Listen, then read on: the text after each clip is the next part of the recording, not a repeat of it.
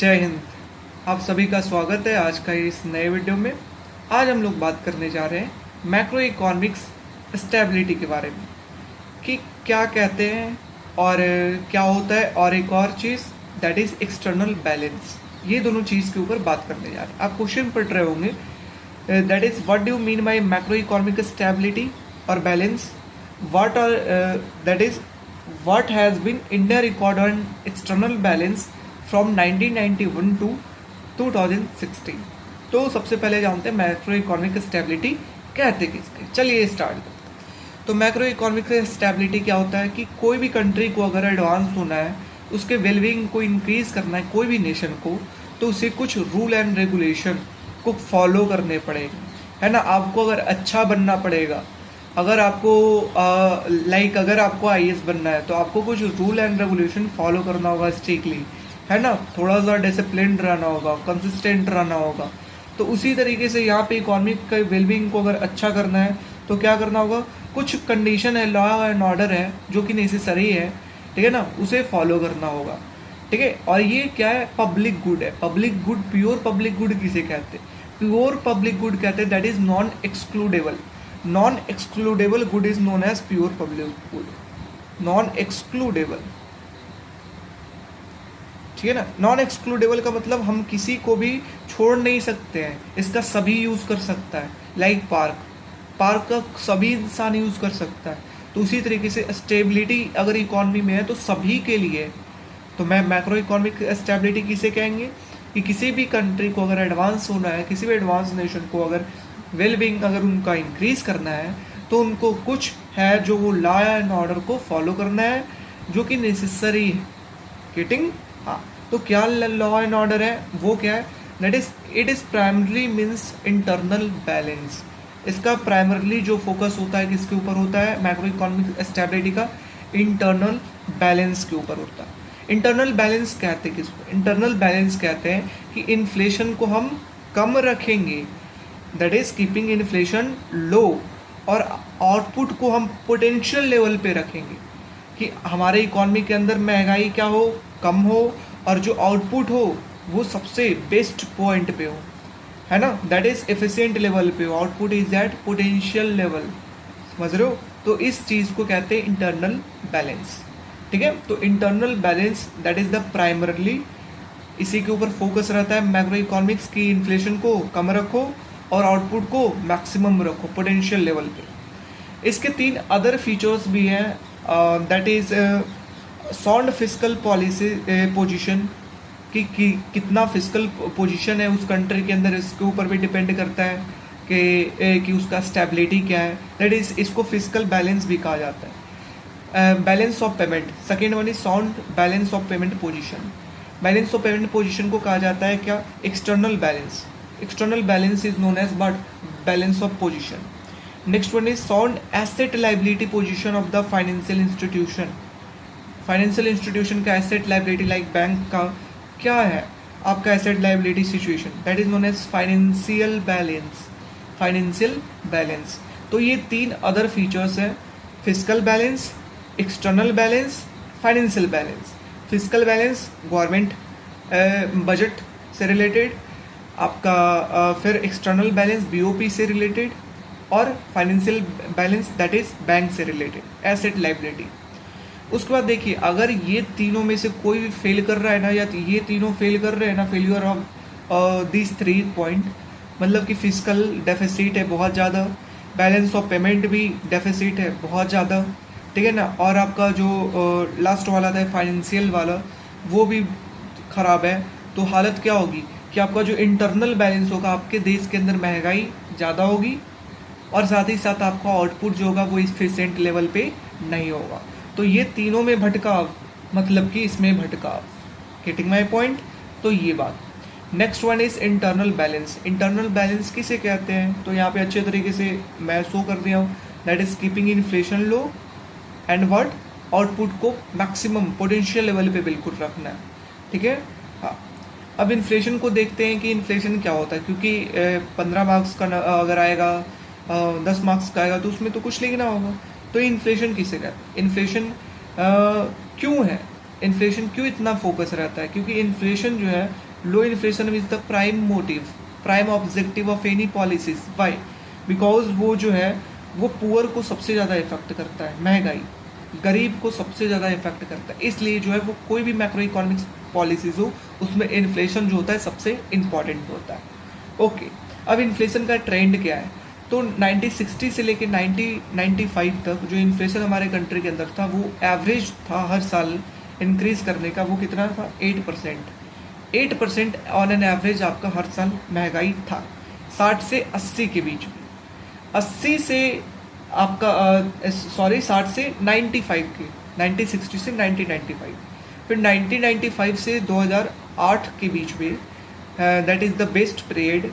इस बीच में क्या था? आपका गोल्डन पीरियड था इकॉनमी के लिए, ग्रोथ बहुत कर रहा था, अच्छा ग्रोथ कर रहा था, महंगाई मैक्रो इकोनॉमिक्स स्टेबिलिटी अच्छी थी, इस टाइम पे सबसे अच्छी थी, इसलिए महंगाई जो थी वो कम थी। कितना? 5%। आपका इन्फ्लेशन कितना था? 5%। उसके बाद अगर बात करते फाइनेंशियल क्राइसिस के बाद 2013 तक फाइनेंशियल क्राइसिस आया, वॉर्स हुआ, उसके बाद इकोनॉमिक स्लो डाउन आया और भी वॉर्स हुआ, जिससे महंगाई आपका कितना हो गया? मैक्रो इकोनॉमिक्स इनस्टेबिलिटी होने के कारण, इंटरनल बैलेंस गड़बड़ाने के कारण महंगाई कितना? 10% हो गया। कितना? 10%। तो ये ट्रेंड है आपका महंगाई का। नेक्स्ट वन इज महंगाई किस वजह से आ सकता है? तो सप्लाई शॉक की वजह से, ज़्यादातर सप्लाई शॉक की वजह से महंगाई आती है। सप्लाई शॉक चाहे तो वो ड्राउट होगा, चाहे मानसून जो होगा वो अनसीजनल होगा, चाहे फ्लड की वजह से जो आपका सप्लाई होगा वो कम गया होगा, प्राइस जो होगा वो बढ़ गया होगा, और जिससे महंगाई आपके देश के अंदर आ गया होगा, पहला। दूसरा किस वजह से आ सकता है? दूसरा, अगर आपका देश में इम्पोर्टेड गुड्स ज़्यादा आ रहा है, बाहर से गुड्स ज़्यादा खाने पीने के लिए मंगाया जा रहा है, तो बाहर में का अगर गुड का प्राइस बढ़ जाएगा तो आपके देश के अंदर भी प्राइस क्या हो जाएगा? बढ़ जाएगा। तो इम्पोर्टेड गुड की अगर प्राइस बढ़ती है तो आपके देश के अंदर प्राइस राइज हो जाएगा, जिसके कारण महंगाई आएगी। समझ रहे हो? तो ये दो वजह जो नॉर्मली सप्लाई शॉक होता है। Next one is systematic supply side factor. Systematic supply side factor के कारण भी इन्फ्लेशन होता है। क्या होता है सिस्टमेटिक सप्लाई साइड फैक्टर? पहला जो होता है that is nature of a state intervention in the food market, कि किस तरीके का नेचर है स्टेट का फूड मार्केट में इंटरवेंशन करने का, हस्तक्षेप करने का। लाइक क्या होता है कि हस्तक्षेप करना खराब बात नहीं है, एमएसपी लगाना खराब बात नहीं है, क्योंकि एमएसपी लगाने के कारण जो फ्लक्चुएशन होता है एग्रीकल्चर प्रोडक्ट के अंदर वो कम होता है ना, प्राइस जो होता है वो फिक्स हो जाता है। बट इलेक्शन के टाइम पे क्या होता है, सरकार जो होता है वो वोट को गेन करने के लिए, अट्रैक्ट करने के लिए किसान के वोट को क्या करते हैं कि एमएसपी के प्राइस को बढ़ा देते हैं। अगर प्रोक्योरमेंट की प्राइस अगर ज़्यादा होगा तो मार्केट प्राइस क्या होगा? ज़्यादा होगा, और मार्केट में क्या आ जाएगा? इन्फ्लेशन। समझ लो? तो ये होता है that is nature of state intervention in food market, पहला। दूसरा है rigidity in supply chain. Rigidity in supply chain का मतलब क्या है कि जल्दी उसको चेंज नहीं कर सकते। Example milk, example fruits, example vegetable, example egg, meat. तो ये सब के सप्लाई को जल्दी हम लोग फ्लक्चुएट नहीं कर सकते, फिक्स्ड सप्लाई है। और ये सब का अगर सप्लाई कम हो गया किसी भी वजह से, ज़्यादा रॉटेन हो गया, ज़्यादा पेरिसेबल प्रोडक्ट है, ज़्यादा रॉटेन हो गया, सप्लाई कम जाएगा, तो इसका प्राइस क्या हो जाएगा? तुरंत बढ़ जाएगा। समझ लो? और साथ में ये सब पे सरकार कोई एमएसपी वगैरह इस सब पे नहीं देती। समझ रहे हो? तो इस वजह से आपका महंगाई आ सकता है। ठीक है, अब बात आता है कि स्लो डाउन होने का क्या फैक्टर था इंडिया के अंदर। स्लो डाउन होने का क्या रीज़न था 2012, 13, 14 तक, 12 से 14 तक 2-3 साल जो था, क्या रीज़न था? पहला रीज़न मैक्रो इकोनॉमिक इनस्टेबिलिटी, कि हमारे देश के अंदर मैक्रो इकोनॉमिक इनस्टेबिलिटी थी। लाइक महंगाई भी ज़्यादा थी, करंट अकाउंट डेफिसिट भी ज़्यादा थी, दैट इज़ जो आपका सेकेंड वाला जो एक्सटर्नल बैलेंस आता है वो भी गड़बड़ था, 6% के आसपास था जीडीपी का। फिस्कल डेफिसिट भी ज़्यादा था, 5.1% के आसपास था। महंगाई भी ज़्यादा थी, 10-12% थी महंगाई आपका। समझ रहे हो? जिस कारण आपका क्या है, आपका मैक्रो इकोनॉमिक इनस्टेबल थी, ग्रोथ कम था, जिसके कारण स्लो डाउन हुआ। Getting my point? हाँ, पहला। दूसरा क्या कि करप्शन बहुत ज़्यादा होता है ना। करप्शन यहाँ पे पाया गया, दैट इज कोयला घोटाला, और दूसरा टेलीकॉम। टेलीकॉम सेक्टर 2G वाला घोटाला। तो ये घोटाला होने के कारण भी क्या हुआ कि आपका जो है कॉन्फिडेंस जो है वो फॉरेन इन्वेस्टर का डोमेस्टिक इन्वेस्टर का कम हुआ, जिसके कारण स्लो डाउन इकॉनमी के अंदर आया। ठीक है, सो दिस है। तो ये आपका पहला था मैक्रो इकोनॉमिक स्टेबिलिटी किसे कहते हैं, उसके अंदर इंटरनल बैलेंस क्या है, और इंटरनल बैलेंस किसके ऊपर डिपेंड करता है, दो चीज़ें किसे कहते हैं, तीन अलग फैक्टर क्या होते हैं, इन्फ्लेशन का क्या ट्रेंड था इंडिया के अंदर, कैसे इन्फ्लेशन महंगाई सप्लाई शॉक के कारण आता है। तो ये चीज़ अभी तक देख लिया। ठीक है, that is macro economic stability के अंदर इतना लिखना है। फिर उसके बाद आता है एक्सटर्नल बैलेंस। एक्सटर्नल बैलेंस क्या होता है, एक्सटर्नल बैलेंस अभी हम लोगों ने पढ़ा था। एक्सटर्नल बैलेंस आपका क्या होता है, दैट इज बीओपी। बीओपी से रिलेटेड जो हो, बैलेंस ऑफ पेमेंट से रिलेटेड जो हो, that is known as external balance. ठीक है ना, बीओपी में भी खास करके एक्सपोर्ट और इम्पोर्ट से रिलेटेड जो, एक्सपोर्ट एंड इम्पोर्ट से जो रिलेटेड हो, ठीक है ना, दैट इज एक्सटर्नल बैलेंस। कि बीओपी ज़्यादा हो रहा है या कम हो रहा है, डेफिसिट में है या सरप्लस के अंदर है, उसका ट्रेंड को समझे, वही आपका एक्सटर्नल बैलेंस कहलाता है। ठीक है, हाँ। तो external balance is obtain defined as a current account position. Obtain मतलब कि अगर मैं मान लूँ कि सिर्फ एक्सपोर्ट और इम्पोर्ट ही इकॉनमी में हो रहा है, जो कैपिटल अकाउंट है वो नहीं हो रहा है, वो लगभग जीरो हो रहा है, सिर्फ करंट अकाउंट ही है, तो जो एक्सटर्नल बैलेंस है वो एक्सपोर्ट और इम्पोर्ट को मेज़र करता है कि कितना हो रहा है इकॉनमी के अंदर। ठीक है, ये चीज़। अब देखिए, जो आपका बोथ, चाहे इंटरनल बैलेंस हो चाहे एक्सटर्नल बैलेंस हो, दोनों जो है दो वेरिएबल्स के ऊपर डिपेंड करते हैं। दो वेरिएबल्स के ऊपर डिपेंड करते हैं। पहला वेरिएबल है दैट इज डोमेस्टिक डिमांड के ऊपर, कि डोमेस्टिक का रियल डोमेस्टिक डिमांड कितना है। अगर रियल डोमेस्टिक डिमांड ज़्यादा है, और दूसरा किसके ऊपर डिपेंड करता है, एक्सचेंज रेट के ऊपर। किसके ऊपर, एक्सचेंज रेट के ऊपर डिपेंड करता है, रियल एक्सचेंज रेट के ऊपर डिपेंड करता है। समझ रहे? तो ये चीज़ तो आपका दैट इज, एक तो इकोनॉमिक कंडीशन आपका हो गया रियल डोमेस्टिक डिमांड, दूसरा मैक्रो इकोनॉमिक पॉलिसी हो गया रियल एक्सचेंज रेट। तो ये दोनों फैक्टर के ऊपर आपका एक्सटर्नल बैलेंस जो है वो क्या करता है, डिपेंड करता है। एक चीज़ और यहाँ पर आपको जोड़ लेनी है इसके अंदर कि एक साइंटिस्ट थे, उनका नाम था, एक second, give me a second, एक साइंटिस्ट थे, हाँ, उनका नाम था स्वैन डायग्राम। तो स्वैन डायग्राम के द्वारा यहाँ पे कहा गया, बस आपको स्वैन डायग्राम सिर्फ ड्रॉ करके आ जानी, क्या कहा गया नहीं कहा गया आपके लिए इंपॉर्टेंट नहीं है, क्योंकि ये इंटरनेशनल इकोनॉमिक्स की पार्ट है। ठीक है ना, तो उतना अंदर नहीं जानना है, क्योंकि समझने में फिर 15 मिनट उसका लग जाए।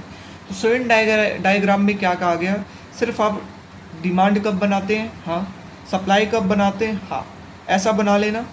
ठीक है, और ये क्या हो गया, स्वैन डायग्राम हो गया, बस स्वैन डायग्राम हो गया, जो कि ये वर्टिकल एक्सिस से रिप्रेजेंट कर रहा है रियल एक्सचेंज रेट,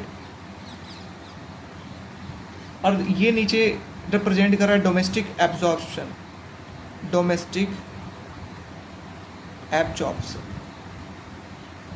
ठीक है ना।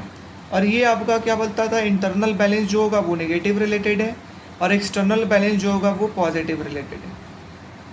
ठीक है ना, ये और ये आपस में क्या होगा, साइमल्टेनियसली जो है आपस में इक्विलिब्रियम में होंगे। दोनों एक्सटर्नल और इंटरनल बैलेंस जो है वो साइमल्टेनियसली जो है वो आपस में इक्विलिब्रियम में अटेन कर लेंगे। ये कहा गया किनके द्वारा, स्वैन के द्वारा।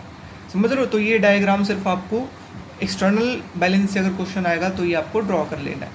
ठीक है ना, और इसके बारे में एक्सप्लेन इंटरनेशनल इकोनॉमिक्स में, यहाँ पे नहीं। तो ये दो फैक्टर के ऊपर और ये स्वैन डायग्राम के द्वारा बताया गया कि दोनों कैसे आपस में एक्सटर्नल और इंटरनल इम्बैलेंस कहाँ पर साइमल्टेनियसली अटेन इक्विलिब्रियम में कर लेते हैं, साइमन के द्वारा बताया गया। अब बात आता है कि एक्सटर्नल इकोनॉमिक्स का हमें पढ़ना था कि ट्रेंड क्या था। तो ये ट्रेंड अब हम लोग जानेंगे कि क्वेश्चन आया था, क्वेश्चन क्या था देख सकते हो आप, 1991 से 2016 तक क्या ट्रेंड है एक्सटर्नल इकोनॉमिक्स के अंदर। तो ट्रेंड आप देखिए क्या है, 1990 से लेकर के 2015 तक। ठीक है, तो क्या ट्रेंड है, तो करंट अकाउंट डेफिसिट अगर देखिएगा तो हमेशा क्या रहा है, नेगेटिव के अंदर, हमेशा नेगेटिव के अंदर, हमेशा नेगेटिव के अंदर। बस बीच में 2 साल अच्छा रहा, जब आपका स्टार्ट हुआ था इकोनॉमिक ग्रोथ, गोल्डन पीरियड जब स्टार्ट हुआ था 2002, 3, 4 में, क्या रहा आपका? पॉजिटिव रहा। समझ रहे हो? करंट अकाउंट डेफिसिट पहली बार। उसके बाद फिर से नेगेटिव, फिर से नेगेटिव, आप देख सकते हो। फिर आपका स्लो डाउन इकोनॉमी के अंदर, ये आपका फाइनेंशियल क्राइसिस के कारण क्या हुआ, देख सकते हो। फाइनेंशियल क्राइसिस के कारण कितना करंट अकाउंट बैलेंस जो है वो डेफिसिट के अंदर था। फिर स्लो डाउन के अंदर -48, -78, -88 बिलियन डॉलर, देख रहे हो ना, स्लो डाउन के कारण। तो जो आपका 2010 से जो 2013 का जो पीरियड है, उसमें सबसे वर्स्ट पीरियड था, वर्सेम पीरियड था। करंट अकाउंट डेफिसिट बहुत ज़्यादा था, समझ रहे हो? ये 50% से ज़्यादा था, 50% से ज़्यादा, ठीक है। लेकिन थोड़ा सा फिर कम होना स्टार्ट हुआ, देख सकते हो 22-27%, है ना, दैट इज 14-15 के अंदर ये चीज़। अब current account balance, capital account balance क्या हमेशा पॉजिटिव के अंदर होगा। क्यों? क्योंकि हम पढ़ चुके हैं, हम पढ़ के आ चुके हैं कि current account balance, capital account balance जो है हमेशा वैल्यू क्या आता है? जीरो आता है बैलेंस ऑफ पेमेंट के अंदर, है ना। हमेशा जो होता है वैल्यू इसका जीरो आता है ना। तो इसलिए जीरो के लिए ये क्या, दैट इज पॉजिटिव होता है। क्यों होता है, नहीं होता है, वो बैलेंस ऑफ पेमेंट के लेक्चर में। तो ये कैपिटल अकाउंट क्या है आपका, हमेशा सारे पूरे ईयर्स के अंदर क्या है? पॉजिटिव है। पूरे ईयर्स के अंदर क्या है? पॉजिटिव है। सबसे ज़्यादा देख सकते हो कैपिटल अकाउंट कब आया? सबसे ज़्यादा फाइनेंशियल क्राइसिस से पहले, है ना, 1 साल पहले 7-8 के टाइम पे सबसे ज़्यादा बाहर से आया था FPI वाला, है ना। तो सबसे ज़्यादा आया, ठीक है। सबसे ज़्यादा ये याद रखना कि कैपिटल अकाउंट सबसे बेस्ट पीरियड कब था कैपिटल अकाउंट का? 7-8। सबसे वर्स्ट पीरियड कब था करंट अकाउंट बैलेंस का? दैट इज 10 से लेकर के 13 तक, और 2008 में भी खराब हुआ था ये चीज़। और ये फिर आपका है दैट इज नेट आपका कितना खराब हुआ। तो आप देख सकते हो सबसे खराब जो नेट है कहाँ पे है? -20 सबसे खराब है। और -20 कब आपका हुआ था? दैट इज आपका फाइनेंशियल क्राइसिस के टाइम। तो फाइनेंशियल क्राइसिस के टाइम पे जो BOP आपका है, जो BOP आपका जो है वो डेफिसिट के अंदर था सबसे ज़्यादा। BOP is in deficit, that is BOP was in deficit, maximum deficit, ठीक है ना, मैक्सिमम डेफिसिट में था, ठीक है। और सबसे बेस्ट पीरियड कब था? आप देख सकते हो सबसे बेस्ट पीरियड बस 1 साल उसके पहले, है ना, फाइनेंशियल क्राइसिस आने से 1 साल पहले गोल्डन पीरियड 7-8 तक। तो उस पीरियड में कितना आपका है? 92 बिलियन डॉलर आपका था गैप, ठीक है ना, दैट इज पॉजिटिव के अंदर। तो ये सरप्लस के अंदर था आपका बैलेंस ऑफ पेमेंट, ठीक है। तो ये चीज़ आपको याद रखना कि बैलेंस ऑफ पेमेंट सबसे वर्स्ट कब था? 8-9 में। सबसे बेस्ट कब था? 7-8, ठीक है। करंट अकाउंट बैलेंस सबसे वर्स्ट कब था? 10 से लेकर के 13 तक, और आपका 8-9 में भी। कैपिटल अकाउंट बैलेंस सबसे ज़्यादा अच्छा कब था? आपका दैट इज़ आपका आ जाता है कि 7-8 के अंदर, 160, 7-8 के अंदर, ठीक है। तो ये चीज़ आपको याद रखना। अब नीचे यही ग्राफ के थ्रू आपको बताया हुआ है कि ग्राफ के थ्रू कितना है। कैपिटल अकाउंट बैलेंस का ग्राफ ब्लू लाइन से रिप्रेजेंट कर रहा है। तो देखो कैपिटल हमेशा क्या है? दैट इज़ करंट अकाउंट का हमेशा नेगेटिव से, क्योंकि हमेशा वो मैक्सिमम टाइम नेगेटिव के अंदर था। सिर्फ बीच में 2 ही साल गया पॉजिटिव के अंदर। वो क्या, कौन सा था साल? 2003, 2002, 3, 3, 4, 2, 3, 3, 4, यही ना था? हाँ, पॉजिटिव के अंदर सब गया था। तो 2, 3, 3, 4 के अंदर आप देख सकते हो कि पॉजिटिव के अंदर ये गया, ये आप यहाँ पॉजिटिव के अंदर गया। बाकी सभी साल में देख सकते हो नेगेटिव नेगेटिव नेगेटिव। ये तो इधर वाले साल में क्या, इकोनॉमिक स्लो डाउन के कारण इतना नेगेटिव हो। Getting my point? हाँ। उसके बाद ये जो कैपिटल अकाउंट जो है सर्ज किया है, इतना क्यों किया है सर्ज? इतना ज़्यादा अप हुआ है क्यों? क्योंकि आपका गोल्डन पीरियड था। कौन सा? इंडियन इकोनॉमी के लिए गोल्डन पीरियड था, है ना। और साथ ही साथ एफपीआई भी इंक्रीज किया बहुत तेज़ी से इस पीरियड में, एफपीआई फॉरेन पोर्टफोलियो इन्वेस्टमेंट। इसलिए फिर यहाँ पे ये देखो बिल्कुल ये नीचे डाउन हो गया फाइनेंशियल क्राइसिस आने के कारण। फाइनेंशियल क्राइसिस आने के कारण कैपिटल अकाउंट बिल्कुल नीचे डाउन हो गया, लेकिन फिर धीरे धीरे धीरे धीरे धीरे धीरे देखो अप हो गया, ठीक है ना। और अगर हम लोग बात करते हैं कि आपका टोटल अगर नेट की बात करते हैं, नेट बैलेंस ऑफ पेमेंट, तो आपका ये देखिए बीच वाला आपको बता रहा है, बीच वाला है ना, ये कि आपका जब आपका इनिशियली अगर देखा जाए तो क्या था, नेगेटिव के अंदर था, नेगेटिव के अंदर था, लेकिन 1996 से आपका जो है वो पॉजिटिव होना स्टार्ट हो गया। 1996 रिफॉर्म के 4-5 सालों के बाद जो है वो आपका पॉजिटिव होना स्टार्ट हो गया बैलेंस ऑफ पेमेंट, ठीक है, जो कि सबसे ज़्यादा 2003, 2004, 2002, 2003 के टाइम पे गया, ये 2002, 2003 होगा, ठीक है ना, दो सबसे ज़्यादा गया बिल्कुल, ठीक है। उसके बाद आपका सबसे खराब बैलेंस ऑफ पेमेंट कब गया, दैट इज़ योर आपका दैट इज़ फाइनेंशियल क्राइसिस के टाइम पे सबसे ज़्यादा पॉस गया, ठीक है। तो ये चीज़ें आपको याद रखनी है, ठीक है। हाँ, तो ये फिगर हो गया कि एक्सटर्नल सेक्टर का क्या है। हम लोग कैपिटल अकाउंट, करंट अकाउंट अच्छे से, तो करंट अकाउंट के अंदर सबसे बेस्ट पीरियड कब है, 2002, 3, 3, 4, है ना। उसके बाद सबसे वर्स्ट पीरियड 10 से लेकर 13 तक, साथ में फाइनेंशियल क्राइसिस। कैपिटल अकाउंट का बेस्ट पीरियड कब है, फाइनेंशियल क्राइसिस से 1 साल पहले 7, 8। सबसे खराब पीरियड 8, 9। अगर हम लोग ओवरऑल बैलेंस ऑफ पेमेंट की बात करते हैं तो बैलेंस ऑफ पेमेंट क्या है, सबसे बेस्ट पीरियड कब था, फाइनेंशियल क्राइसिस से 1 साल पहले। सबसे वर्स्ट पीरियड कब था, फाइनेंशियल क्राइसिस, समझ रहे हो ना, सबसे वर्स्ट पीरियड।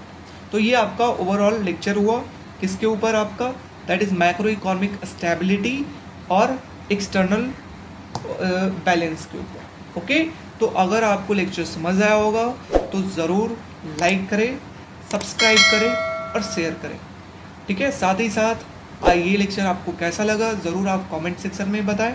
आपको अगर कोई भी दिक्कत है तो कमेंट सेक्शन में आप लिखें, वहाँ पर मैं आपको जवाब दूँगा, ठीक है।